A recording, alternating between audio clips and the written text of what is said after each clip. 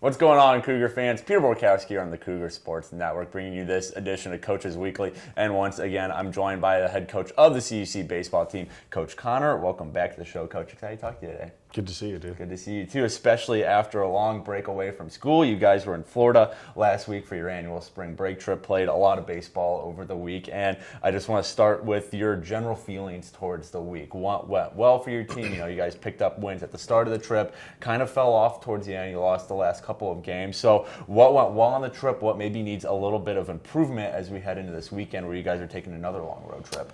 Yeah, I mean, so going all the way back here, we're gonna work into the Florida trip, but the first weekend, you know, losing two and then winning on getaway day, like we said initially, that's a big deal. Right. You know, you have a week to get things ready for Florida.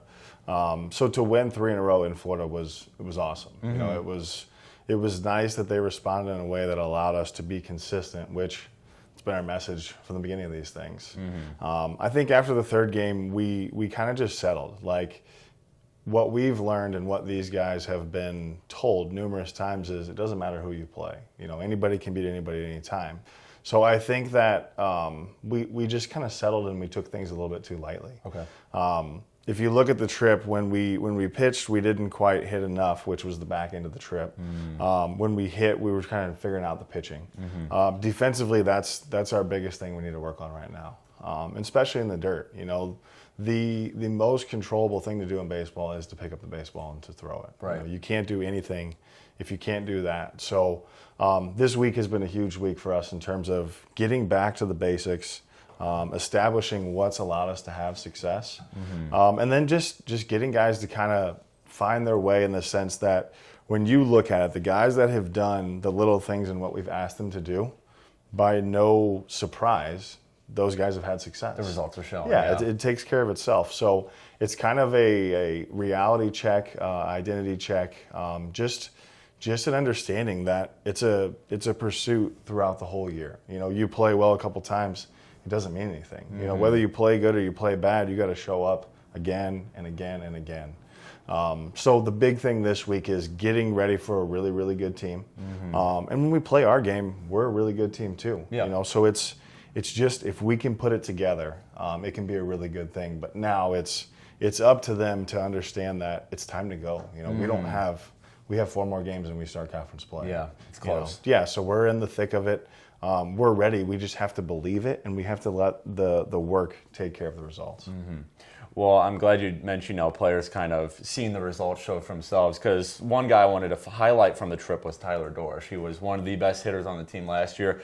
Kind of had a slow start to this season. He had just 2 hits through his first 5 games, but his last 4 games, I mean, he's been performing probably what you expected him to. 7 hits. He had a home run in 3 straight games in Florida on the back end. And, I mean, what was it like to see, you know, that guy who you knew was going to be a contributor in this lineup this year start out slow, but then over the course of, you know, that St. Louis trip and then the Florida trip, really pick it up and be hitting at the level, you know, someone like him can hit at? Yeah, and I think the big part of the whole thing is just he put a lot of pressure on himself early. You know, him and Mike and Crater, those guys are hitting in the middle of the lineup. Right. When you do that and you've been here for a while and you've had success, you want to sustain the results that you've put up to this point.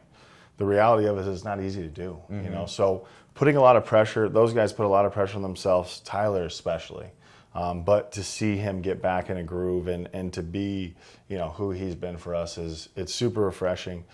He's very deserving of it. Mm-hmm. So it was awesome to see. And then, you know, bringing back some guys that were really good again, as Julio was great in Florida. Yeah. Brandon was great. The guys at the bottom stepped up kind of when we needed them to. So once we can really get the middle going the way that it should, it'll be a really exciting thing. But it's close. I have a ton of faith in those guys. We just have to level up in terms of our toughness at the plate, and I think a lot of those results will take care of themselves. Mm-hmm. Well, you mentioned some of the returners who are still playing well. You mentioned Julio. I mean, Dorsch is back at it. Tyler Crater, Michael Kasich, they're all doing their thing. But who are some of maybe the new faces that you saw in Florida, some of the freshmen transfers, younger players who are just getting playing time now, who you were really impressed by during that Florida trip, who kind of showed that even if they're a freshman, even if they've been here a year before, that they're kind of taking that next step to being a regular contributing part of the lineup, the pitching staff, the defense, whatever it may be? Who are some of those those names that kind of stick in your mind? Yeah, I think the first part is you got to go to the pitching staff and to the bullpen. Towards the back end of the trip, they established themselves really well for us. They have to keep working. They have to keep doing it. Right. But guys like Dylan Ferraro, Richie Gomez, Dylan Scott, he became the guy that we need him to be. He has to keep moving forward, but he had a really good outing for us. And then, returning-wise, Bryce Jones has been lights out as anybody, and the hard part about the coaching thing is you want to give him praise and you want to give him love, but you also don't want him to settle, So the bullpen really gave us a chance on the back end. If we had some ruts in the middle, we could just stack guys and have a chance to throw up zeros. When our offense gets rolling, we throw up those zeros, we're going to be able to win some games. Right. So bullpen's been really good. The guys in the middle have been good at times. I think the big thing is with, Yashawn and Alejandro and Jimmy is just the emotional stability of everything. And it's not just them specifically. It's just as a team, if we can ride the middle ground that they've heard me say 1,000 times, we're going to allow ourselves to have success because you don't get too high and you don't get too low. And our last game of the trip, we got to see TC&J, who was a regional team last year. And it was the ultimate example of what a really good team looks like. Yeah.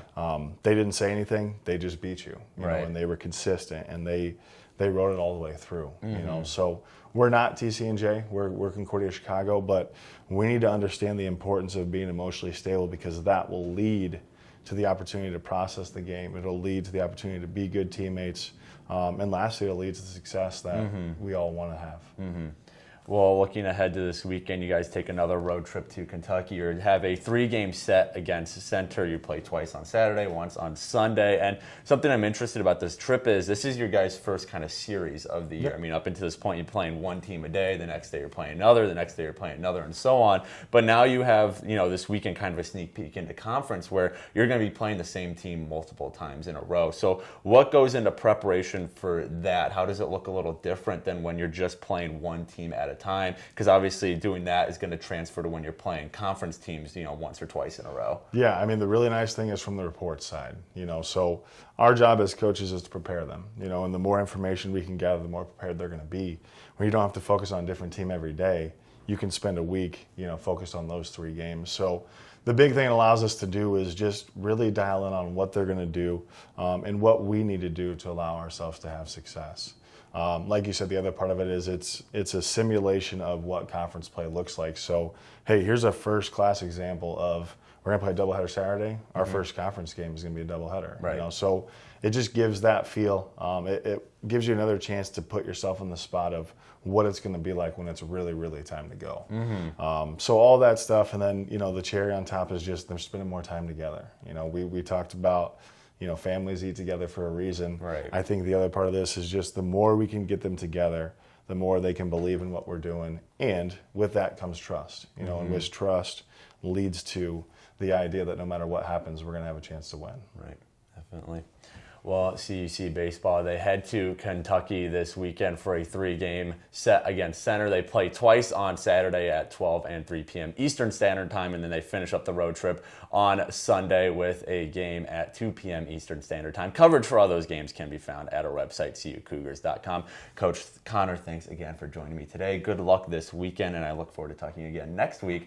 But until then, this is Peter Borkowski signing off of the Cougar Sports Network and wanting to say, as always, go Cougars.